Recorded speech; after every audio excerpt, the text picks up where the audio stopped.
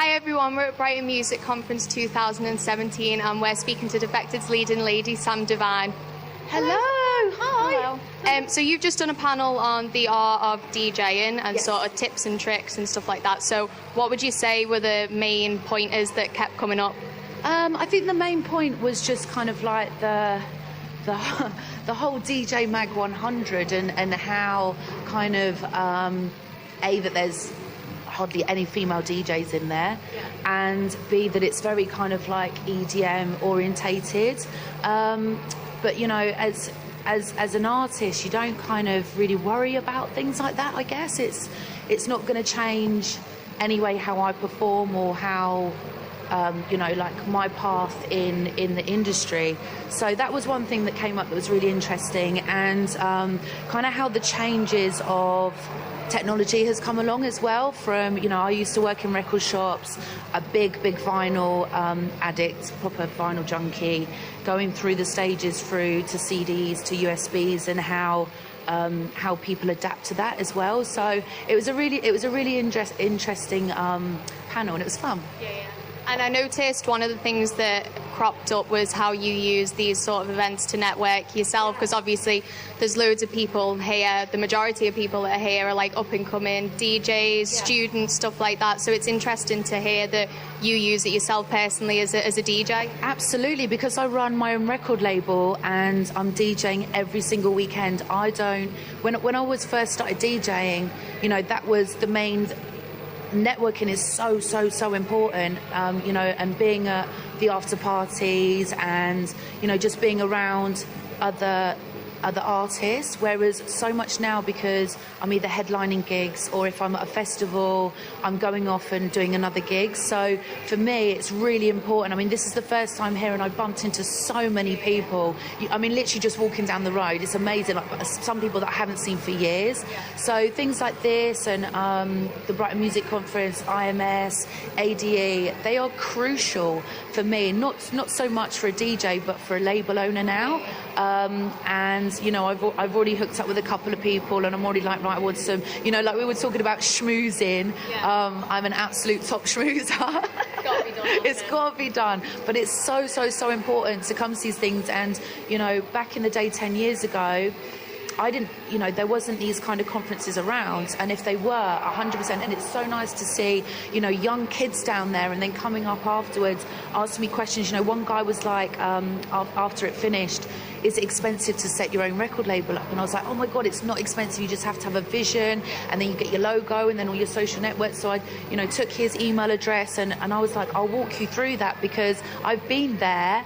And it's really scary. It can be really scary if you don't know what you're doing. I mean, I'm lucky that I've got 15 years experience in the industry. But for someone like him, he's just like, I'm a producer, I just want to start my own record label. You kind of do need your hand held through that process. So, it's been a really good day, actually. And I watched a panel earlier that was about, getting started in the industry, the best ways to go about it. How would you say how you started, and what sort of tips and advice would you give to somebody that is literally just looking to get their foot in the door? I mean, now it's a lot harder now. I mean, I'm not going to lie, with back in the day when I was DJing, it was just a case of you didn't kind of look up to big DJs and want that kind of stardom.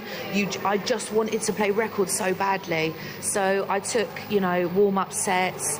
I took, closing the club when there was like 2 people in there. You have to do these things, and it's just, I think if you've got ambition and you're really hungry for it, then the only thing that's stopping you from doing it is you.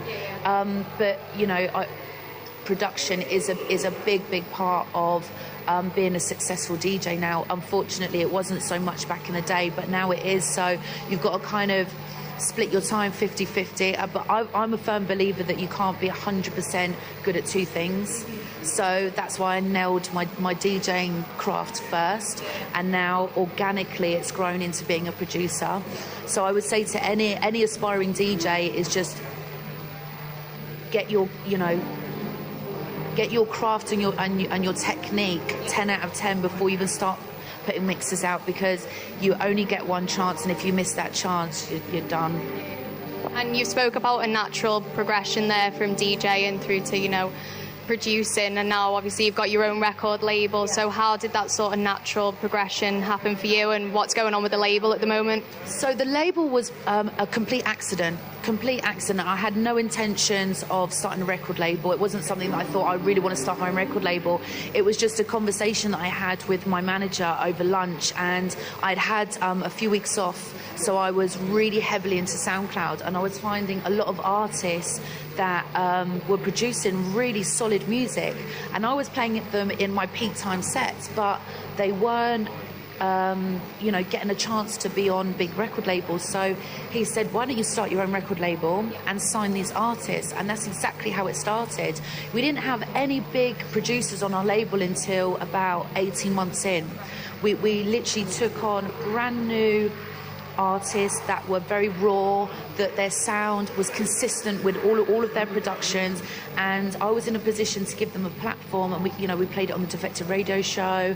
I was playing it in my sets, and just giving these artists an opportunity and a platform that they wouldn't normally get from, if you sent it to Sony or somewhere like that, you're just going to get a door slammed in your face. But with us, we listen to everything. We really do. Even if it's rubbish, we still listen to it and give feedback on it, because that's important. Because a DJ or a producer can think that they're making a really good record, and when it's actually really rubbish. But if you don't tell them, then how can they learn? So I'm a very honest person when it comes to things like that, and I think it's part of nurturing a young aspiring artist as well. And you mentioned Defected there, obviously a really big part of your life still, and things are looking really exciting at the moment. Obviously Ibiza's on the horizon, you're going back to Croatia, so could you sort of fill anyone in that's not aware of the upcoming plans and what you've got going on with Defected? Yeah, so this year we're back at Eden. Last year Defected took a year off, because Simon Dunn always said, when the time is right, that's when we'll come back to the island.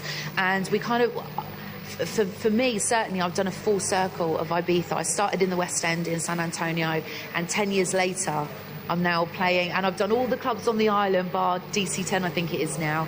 I've done all the clubs. So for Defected to be back in San Antonio, San Antonio's got a special place in my heart anyway. I absolutely love it. I love going down the West End, going on a shot run. People perceive it as kind of like Brits on tour, but it really isn't like that. You go in all the bars, and most of the bars, unless it's like, a cheesy bar, but that's what it's there for.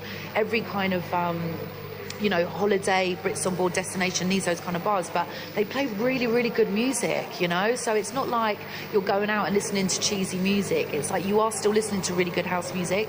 So it's a really, really good move for Defected to be back in San Antonio. I'm super excited about it. The opening party is on the 21st of May, and we're there right through till the 1st of October.